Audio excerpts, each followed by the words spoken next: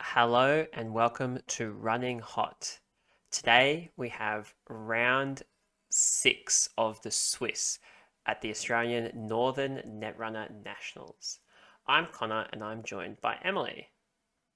I Emily, do you want to tell us about the IDs we have here? Yeah, on the Corp side we've got Azmari EdTech, and on the runner side we've got Hoshiko. Do you Alrighty. want to explain how they work, or do you want me to do it? Well, it looks like. Oh, I was about to say it looks like the game's just started, but I think they jumped the gun and we're just talking about that. So sorry, Hosh. Actually, you can do Hosh because I've never played Hosh. Okay. Well, she makes a run, and then at the end of turn the ID flips, and you gain 2 credits. And then as long as you keep running, you stay flipped. And when you're flipped, you lose a credit and draw a card every turn. So Yeah. essentially, you just want to run every second turn. And Azmari, basically, you pick a runner card type, and every time they play it, well, not every time, sorry, the first time they play that type each turn, you get 2 credits. You can see here on the left, we've got J Sign who's playing Asmari, and they've just written on a piece of paper which one it is. And It's we've good. got Lucas on the right playing Hosh. And so that's started, and we've got Asmari with essentially 3 assets. Bit of a weird start there. I think as EdTech, you might want them to just run it and punitive them. So I think they're on punitive in these lists. So you might just be hoping they'll run 2 3-pointers and then just kill them. Yeah, so I guess we're assuming that this Asmari deck is similar to the Asmari deck featured in round 1, which seems to be on a punitive and what's the grid? Jobstad grid. Yeah, which so punitive to kill if you steal 3 pointers, and Jubster has this whole combo with one of the 3 point ID agendas that Yeah, re-education. yeah, You score it and then you add all the runner cards to stack and then do a damage and just kill them. yeah, So as a runner, you just need to kind of set up to contest the remote early enough yeah, and not get forked by the punitive. and it looks here that Lucas has um, the priced twice, once for a banker, once for a daily cast. Spin Doctor. He didn't check all the assets, which is probably pretty good. Um, just setting up, which is kind of what you want to do with Hoshiko, I think. I I was about to say, I wonder if Lucas doesn't know what type of deck he's playing against because he just installed banker, but he also installed banker off a other price, so it's not like he Maybe had a lot of you won banker there to yeah, be able to contest the remote. yeah, just losing cards into a punitive deck's always a bit sad. Yeah, it kind of forks you. It's kind of like check your deck's good enough. Kind of, it goes really quickly. Yeah, so that was Um, a Rashida. Rashida. And now we've got all the cards in hand. I can see a purple card, which I'm assuming is that grid. Your digital life, a boatload of credits. Yeah. 5, 6, 7, 8. Pretty good. Good value. And yeah, the event got gained 2 credits from the event from the previous turn because that would have been the price. So that was only click 1. I think it's piranhas. Yeah, I For think us. so.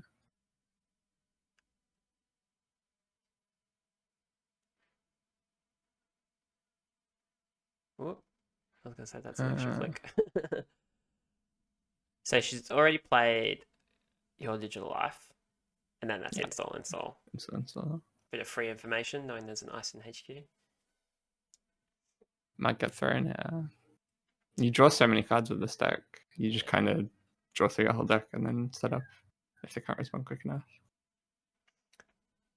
Bank on the remote. That looked like a Pokemon token. Oh, is it? I think so. We'll see next time the glare's You got the taken away. Keyforge quick trackers. Yeah. It's pretty bad to get res for net damage for runners. They take a bad pub, so which you can't do anything super with banker.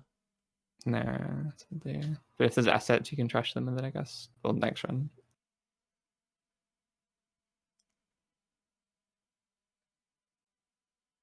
Oh, I think this is Into yeah, explaining how this works.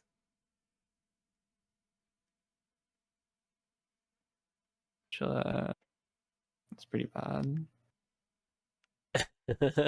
I think there's limits of this D10 system. D12, sorry. Steel skin. Which dice do you use when you roll for accesses? I don't roll. You don't roll. I trust in the heart of the cards. It's the way to do it. I think rolling takes too much time. Send a message. Like I don't have a problem with other people doing it. I just think I just think it's funny because there's never a dice with the right number of cards, except if you're against PD, and then it just works out. I think if I were going to be a dice person, I'd go for a D10 because that's really easy to split down to 5 cards, and if you need to go above, it works itself out. Send a message. He's probably just going to drop here. I don't think he dies to double punitive here. Unless it's like another issue to Wadiel double punitive. He is playing cards and spending money, so I guess at the very least he's not respecting the double punitive. Yeah, the daily cost. Don't know if you can install that here. Yeah, I think the moment you take it, you die to it now. Yeah. Just click for credits or draw cards. Yeah, I think he might have steel skins in hand, so. There's Rashida.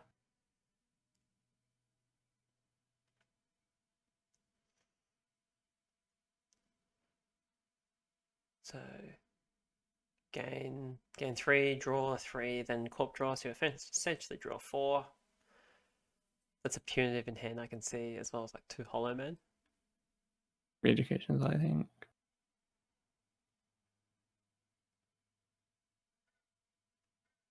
I think it's interesting. This matchup's that's me. Oh, I was gonna say it's interesting, like the type of play pattern you have to have against a punitive deck, where you steal 1 3-pointer and then you have to just do everything you can to survive through the turn, and then you go back to like playing the game. And you steal 1 more 3-pointer, and then like you sort of fought back up. Yeah, I was gonna say I think it's a really stressful deck to play against because it really puts the pressure on you. Yeah, you just like randomly lose. It's interesting how in Netrunner it often there's a bunch of decks or play style, or a bunch of like decks or deck archetypes where you need to learn a particular way to like approach them. Like personal evolutions are a classic example of that. Yeah, I think it's one of the best things about the game. Yeah, but I think if you don't know the matchup, it can be pretty horrible. You just like it can feel pretty unfair. Yeah, it's definitely like a challenge of the game. Like obviously it's fascinating that there's so many different ways to play it, but I could see why people are like, I don't want to lose because I just randomly accessed a card I didn't know existed. Yeah, that's fair enough. But it does definitely add like an interesting tension to the game. It's true. Anyway, install on R&D. Yeah. So that means Lucas here has survived the turn. Just got to do that. And he can't die next turn if this is a combo. Yeah. Yeah, because you need 3, right? Yeah, you do. Or you need to have 2 and then install or advance 1, so you have the extra click. Yeah. You want like Hollow Man and then the agenda and whatever. Yeah. I don't know what game they're from, but the JSign tokens, like the credit ones, where it's like they're poker chip size, but they actually have numbers written on them. They're pretty cool. They're metal clays, I think. They're like a board game thing. Oh, cool. There's a buzzsaw coming down, and we're running that remote. You can Unsmile. So I'm not. 3 subroutines, is that right? Yeah, do 2 net damage, corp gains 2, and then draw 2, I think. Yeah, but they'll all be just it's single tag, net damage from banker.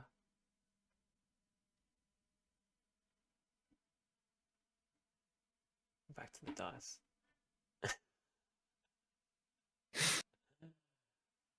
The commitment, it's strong.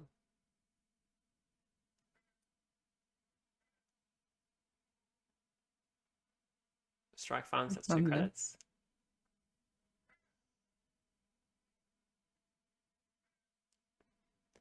And another banker, you don't need that.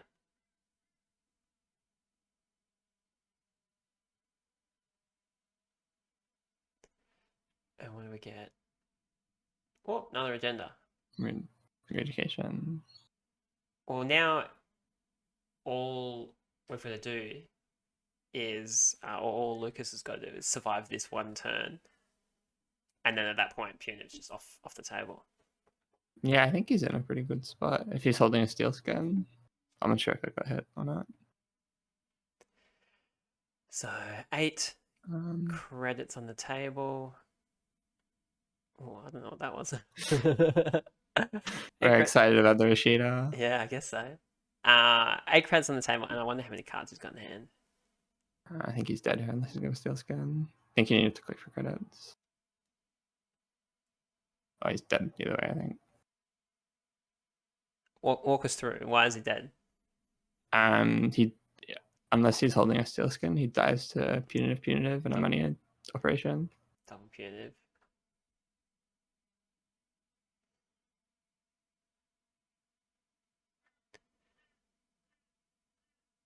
So lots of maths involved in this matchup.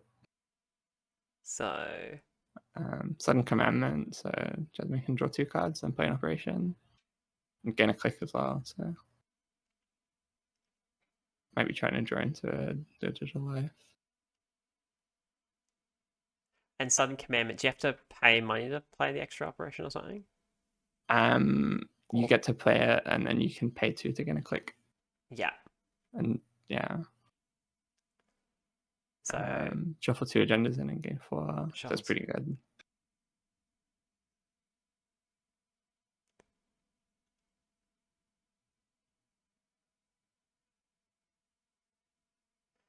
So that is click nothing, right? Yeah. Because you just pay for the click back.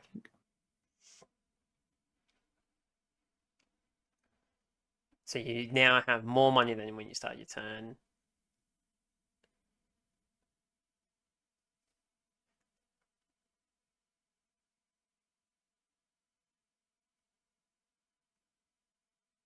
And then 2 punitives in hand.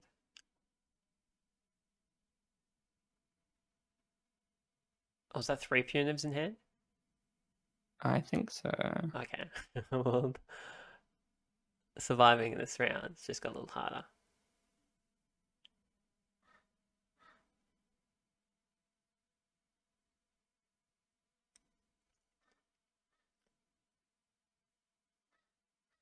So what are we doing? We're doing math here. So punitive is 3 credits and you're on trace 5. Yeah. So you need 7 to land 1 for every punitive here, I think.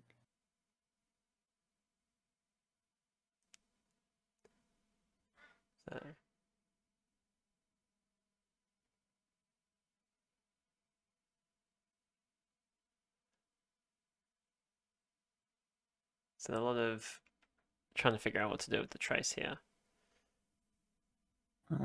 Yeah, lots of maths and thinking and stuff. Did you play, because you played this tournament, did you play into Azmari much? Just in the last round of Swiss. So what was the most common idea you faced? I don't know. It was all over the place, I think. We've got a pretty diverse meta. Yeah, that was this Azmari thing, because I don't play a lot on JNet. I didn't even know this whole thing existed until this tournament. It's like an English deck, I think. It's all the English people playing it. Yeah. And it did I just well. love to play MBN for some reason. I guess it's kill in general seems to be quite strong. Yeah, I find every couple tournaments you get like a new kill deck pops up, and then people kind of learn to play against it, and then it settles down for a bit, and then the new one comes up, and it's like you got to like constantly keep up. Yeah. This one's not too bad because it's been around for a while. Just like punitive RH and stuff as well. That was big for a while. Yeah. I think it's just there's a lot of quite strong runner decks, so you can't win with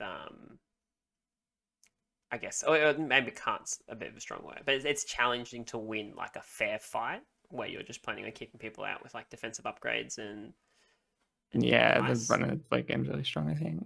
This Hoshiko deck especially, yeah.